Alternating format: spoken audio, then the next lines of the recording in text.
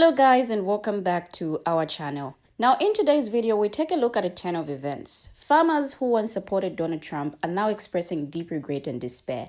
Now these American farmers who were once optimistic about Trump's policies are now starkly admitting that if they had a second chance, they wouldn't vote for him again. But here's the thing, this isn't the first time Trump's policies have hurt farmers. Back in 2016, his tariffs led to a devastating fallout, with other countries turning to alternative suppliers. The Trump administration had to pass legislation to bail out farmers, but many didn't recover. And yet, despite this, many farmers still voted for Trump again. Now, as these farmers speak out about their regret, many people are reacting with a mix of emotions. From anger to frustration, some are saying they don't feel sorry for these farmers, citing the harm caused by Trump's policies. Now, others are sharing their own stories of struggle and disappointment. So with that said, let's take a look at these videos as different people react to this. I will be right back. But some folks who aren't feeling Trump's optimism right now are American farmers, and they are stuck in the middle of all of this. Frank, who did you vote for president? Mr. Trump. Right? Trump. Mr. Trump. If the election were today, Frank, would you vote for Donald Trump? No way. Couldn't happen. No. You voted for President Trump. So now, in this moment, you say you're in a free fall. What is your message to him? So I'm off the Trump train. Where I'm going for now is I got to protect my business. A wheat farmer who says he's lost $400,000 since Trump took office. I think there was a lot of people who voted for him that want to stay loyal to him, but it's going to get to the point where financially, if it's between supporting the president or losing your family farm. You voted for the president? Yes, I did. And do you support these policies which might be hurting farmers like you? Right now, we're the ones that are taking the hit. I think he's sort of backstabbing the main people who got him into office in the Midwest, and he just left us down. I don't feel sorry for not one of them. Why? Because this is their second go round in having to deal with the fallout from Donald Trump's policies. In 2016, he imposed tariffs, and those tariffs over the farming community. Because what did other countries decide to do? They decided to place orders for those items with other countries. This is what happened during Donald Trump's first administration back in 2016. And so what did Donald Trump and his administration have to do? They had to pass legislation to bail out farmers in 2016. And a lot of the farmers didn't recover. They were still dealing with the effects, the negative effects from Donald Trump's first presidency. And then they turned around and voted for him again. I don't feel sorry for not one of them. I feel sorry for us who are going to have to pay the price for their and their. But wait, there's this viral comment going around on social media. Let me read it to you. When I first saw this comment and the energy emanating from the comment, I was like, these MAGA nuts really believe that this man was going into office to punish the rest of us, us being black and brown people. They really thought if they voted him into office, they weren't going to be touched. And oh, that's squeaking. That's Whiskey Bear. He making love with his toy child. The comment reads, Donald J. Trump. Hello, sir. I am one of the probationary employees terminated by DOJ at 9 p.m. last night, February 14th. I voted for you, sir, 3 times, and I still support you. I was encouraged by DOJ to see they were getting rid of wasteful government spending. I support that too. My termination letter said I was being let go for performance reasons. I know that's not true. I am an excellent employee. I've been with the federal government for almost 16 years. 16 years in June. I had started my career with USDA, transferred to DHS, and recently came back to USDA because it's such a great agency to work for. Surely that must count for something in your eyes. I'm loyal and I firmly believe that the work I do as a USDA APHIS PPQ employee is vital and important. My boss, his boss, the managers in neighboring states all agree I'm doing an excellent job and that I'm a great asset to the team. I'm the only PHTCO in the state of Kentucky, and my work here is valued and honorable. Each time I voted for you, it was because I knew you'd make things right and you'd fix the wrongs. I'm counting on you now to make this right too. I'm pleading with you to reinstate my employment and give me my job back. Please, Mr. President. Thank you. And find out stage. I don't feel sorry for none of these mofos. Not one of them. See this little jar? One of my supporters sent me this little jar and it came with a letter to use wisely. And I am not giving up one of my for these imbeciles. And that's on period. What y'all want us to do? What y'all want us to do? Now the white farmers are complaining that Donald Trump has taken their funding away and they need their money. The white farmers.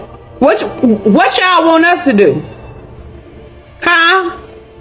Because 90% of the black farmers lost funding. 90% of the black farmers lost their land when he was in office the first go round. Huh? What you want us to do? You want us to feel sympathy for y'all? Baby, girl, let me tell you something. While y'all gather y'all land up and start to sell off y'all cows and donkeys and chickens and pigs, when y'all start to sell them off and y'all land start to dry up, I want y'all to think about the black farmers. I want y'all to think about the native Indian land. I want y'all to think about a whole lot of stuff. Because ain't nobody thinking about y'all. It's too many people losing their jobs right now. You might as well just go on and start applying for food stamps and WIC and unemployment and Section 8. Because you're excluded. And did I mention y'all voted for him? So no, you're not going to get no sympathy over here. Goodbye. So shout out to George Washington Carver for Black History Month. So this may be Trump's kryptonite when we're talking about farmers. If you go back and watch that clip, these farmers are hardcore generational Republicans. Hardcore generational Republicans. And if they are pulling back their vote, I'm sure they're talking to their friends. My father-in-law is from rural Virginia, and you know, he's not Republican by any stretch of the imagination, but they talk at like the local feed store, and you know, the if you know about the gas station food stop in the South and all this other stuff. They're talking to each other, and this sentiment is going around because the farmers are caught between a rock and a hard place. They deported the people that were working on the farms, and they're taking away the subsidies that were a large part of keeping their farms alive. And a lot of people are going to resort to, well, it's going to be a corporate takeover of the farm. The reason corporations take it over is because of the subsidies, right? It's a tax write-off. It's a hell of a tax write-off. And now because of the deportation crisis, nobody's there to work on the farm. So nobody's going to want this land. I don't know what's going to happen, but I think we found Trump's Achilles heel with these farmers. Because of these farmers, generational Republicans are saying no, Democrats have an in.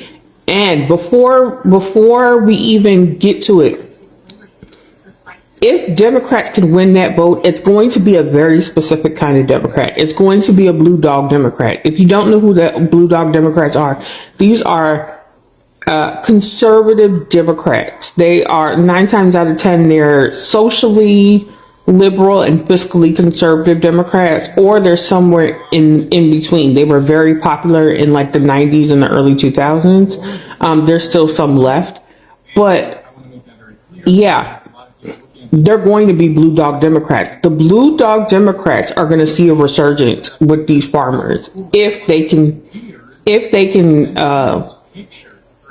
talk to them and get them to vote with them and convince them to vote Democrat for the first time in their life, or convince them to vote Democrat after years and generations of voting Republican. Y'all, this message is for the farmers and the small businesses. Now, y'all sitting out here trying to blame Biden and his administration for something that Trump did, because he the one froze y'all money.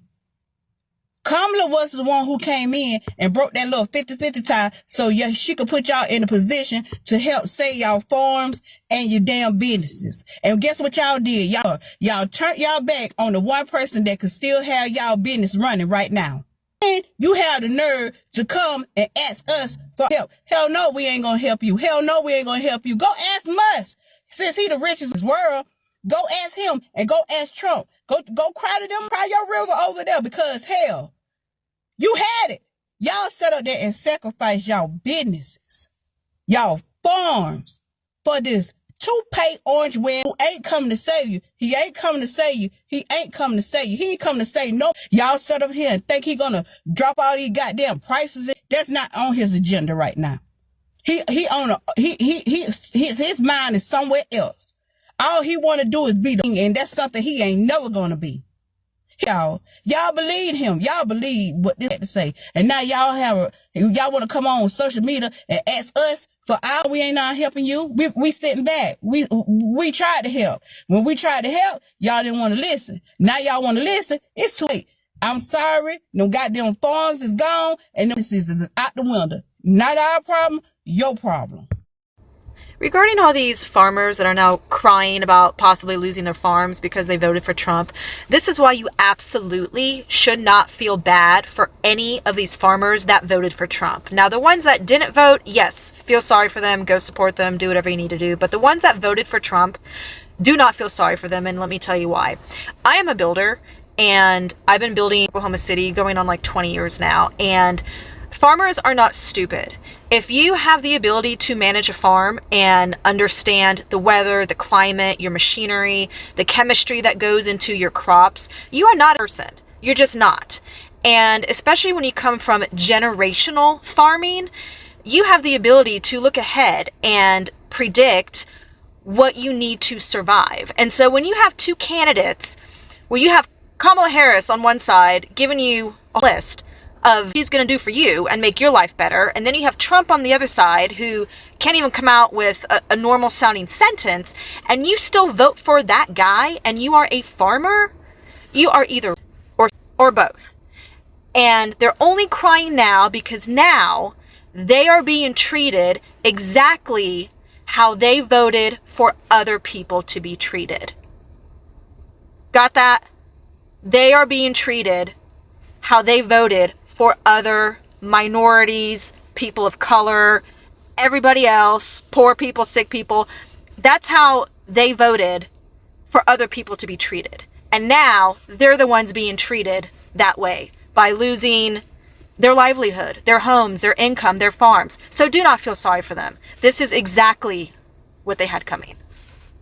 Quick follow-up as to why exactly would Trump be doing this to farmers anyways, and I'm guessing 99% chance it's because he wants to bankrupt farms so his corporate buddies can come in and do a land grab. Basically what you have been seeing the last few years, major companies buying up a bunch of rental houses and jacking up the price of rents, and it's all going to corporations. It's probably something similar to let these farms go to foreclosure and his corporate buddies be able to come in, swoop them up, and now you've got bigger companies involved in more of our day-to-day food. I have a question for Trump supporters, and I'm going to ask the question. If you come into my comments and you say anything insulting or you bring up Democrats or something that's irrelevant, I'm going to block you. But anyway, my question is, are you following what's happening to farmers across America right now that are having their funding cut? And are you not worried about billionaires and millionaires and corporations buying up the land when farmers become bankrupt and controlling our food supply? So Trump and his administration clearly hate farmers. One of their first acts was to rescind hundreds of millions of dollars worth of government contracts to farmers. And now, even though a judge has ordered his administration that they can't do that, they are still freezing the funds, meaning that we could see hundreds, if not thousands, of family farms go out of business over the next few years. And guys, remember, the first Trump administration already broke a record for seeing the most farms go out of business, and that was due to his first trade war. Now he's adding an intensified trade war, the migrant crisis, and rescinding their contracts on top of it. Like, listen, he is going to devastate rural America, and he's setting up America for there to be a food shortage, something we haven't seen in our grandparents' lifetimes, much less ours. In and out stage. That's your problem. You're the one that voted for him. You're the one that's not educated. I'm not surprised that farmers voted for Trump. I'm not trying to sound mean, but a lot of Southerners are very uneducated and they seem a little bit slow. So I'm not surprised it's a bunch of farmers. So guys, you're yourself over. So I guess you learned a lesson, unless you're going to try to vote for somebody like him again in 4 years. I don't feel sorry for you.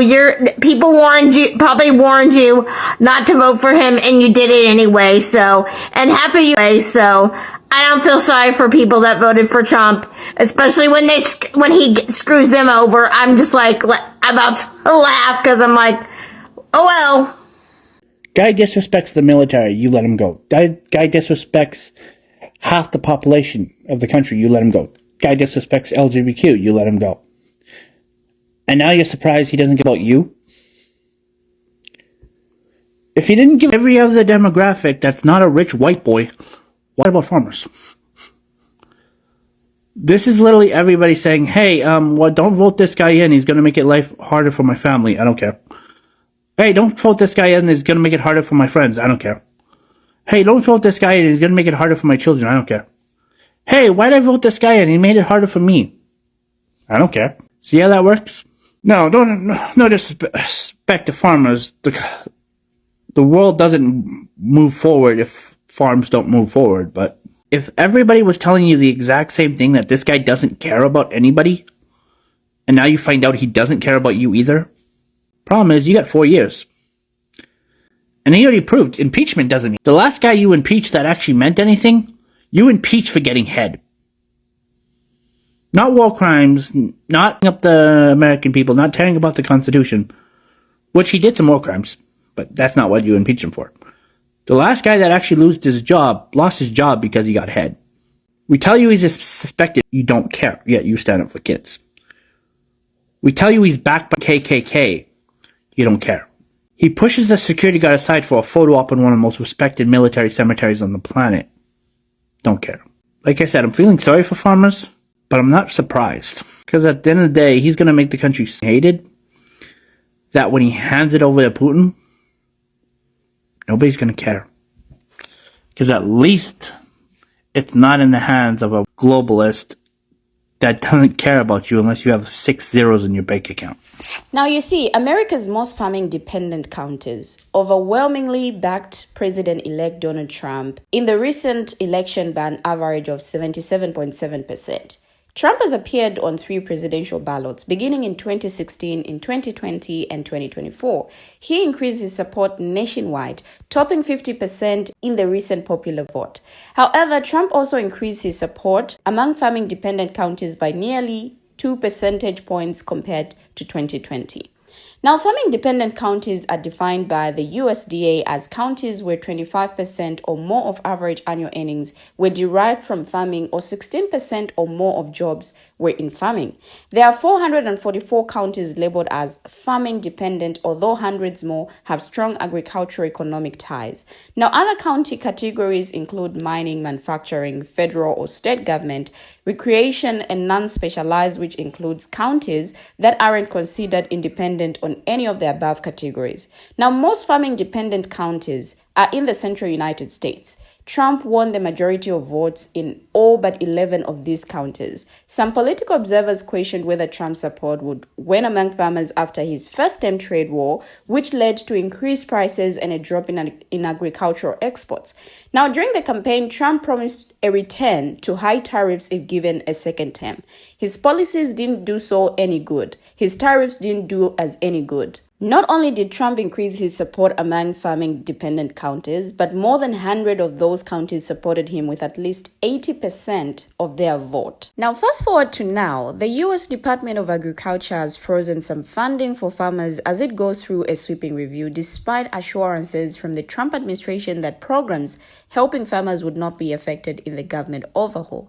Now, the impact has been immediate and wide-ranging, from cash assistance for ranchers to fix kettle watering systems to help for corn growers wanting to plant cover crops that curb wind erosion. Now, some of the money that has been frozen is tied to environmental conservation programs that were funded by former President Joe Biden's signature climate law, the 2022 Inflation Reduction Act, which included about $19.5 billion for farm programs over 10 years. Now, the White House said its January 27 proposal to freeze federal loans and grants would not affect programs for farmers. The administration rescinded its proposal, and it has been temporarily blocked in court. Now, this freeze adds more economic uncertainty for farmers already struggling after several consecutive years of incomes dragged down by low crop prices. And it also comes as a surprise to a community that voted overwhelmingly for Trump in the past 3 presidential elections. His first term brought farmers record cash about $217 billion in farm payments, including crop support, disaster, and aid programs. Rob Lowry, president of the National Farmers Union, told the Senate Agriculture Committee that the group was hearing from farmers across the country who were not receiving expected payments from USDA conservation programs. Now, having USDA delayed with a lot of uncertainty about whether or not it will actually come through is adding to that economic pressure in the countryside. He said, Missouri cattle producer Skylar Holden posted a series of videos on TikTok saying he had signed a contract with USDA's Natural Resources Conservation Service for $240,000 for improved water lines, fences, and a well. But USDA officials called him recently to tell him his contract with NRC's Environmental Quality Incentives Program, or EQIP, was frozen. He said, "It's not clear when the funds will be released," Holden said in his video. "I've already done a bunch of the work, already paid for the material and the labor, so I'm out all of that cost," Holden said in one video, adding, "We are possibly going to lose our farm if NRCS doesn't hold up their contract with us." Now, the program aims to help farmers maintain or improve production while conserving natural resources. A USDA spokesperson said all federal agencies have been asked for such program reviews. The Department of Agriculture will be happy to provide a response to interested parties once Brooke Rollins is confirmed and has analyzed them. Now, Rollins, Trump's pick to run the farm agency, was advanced by the Senate Agriculture Committee, but has not yet received a full Senate confirmation vote. The U.S. Office of Management and Budget has asked USDA for information on 409 programs, according to an OMB document reviewed by Reuters, including the names of political appointees that oversee each program and any funding obligations the programs have through March 15. USDA's funding pause extended to programs beyond those supported through Biden's signature climate law, according to a letter sent to USDA by 3 Democratic Party lawmakers. Pulling the rug out from these recipients runs counter to the mission of the USDA and will quickly and significantly cripple economic development in rural America, the letter said. Now, one program targeted in the funding pause was the Partnership for Climate Smart Commodities, where USDA said it is investigating $3.1 billion in 141 projects to help farmers enroll in conservation programs. And one project provided assistance to Midwestern farmers to grow organic grains, while another focused on bolstering potato farm operations in Idaho, Washington, and Oregon. The funding for the contracts came from the Commodity Credit Corporation, a financing institution established during the Great Depression. Of late, I have been seeing a lot of farmers saying that they regret voting for Trump, and if given a second chance, they would have voted for someone else. And among them is a first-generation Missouri farmer, Skylar Holden, who said he wishes he would been more careful with his vote now that he faces financial ruin due to a freeze instituted by President Donald Trump on funding for key conservation programs. Now, the father of three says he's dependent on that funding to keep his cattle farm afloat, but the U.S. Department of Agriculture has put a hold on the funds pending a federal review of all spending programs. Now, this is after USDA officials recently notified him that his contract was frozen after he had already spent like $80,000 on materials and labor. We saw how his video quickly went viral when he took it to TikTok, but he's found little sympathy from the left or the right. Anti-Trumpers told him he got exactly what he voted for, and many have loopened his claim that he relied on a 25-question online quiz to tell him how to vote rather than researching the candidate's policies himself. Now, Missouri Republican Rep. Jason Smith, chairman of the House Ways and Means Committee, agreed the freeze shouldn't have come as a surprise, saying the president is merely following through on his promises. I would say it's Congress that the government needs to do a better job at working for the American people. Too often, it seems like the American people is working for the government, Smith said. It's unfortunate that this is the case. I've been talking with several farmers that have been experiencing this and trying to help guide them through this process, but it's all going to work out. Right now, it's a little bit disruptive, but that's what this administration promised whenever they were coming to Washington, that they would be disruptive. We have finally come to the end of the video, but what do you, our viewers, have to say? Share your thoughts, your views, your contributions as well in the comment section. Thank you for always watching, and see you in our next video as we bring you another video.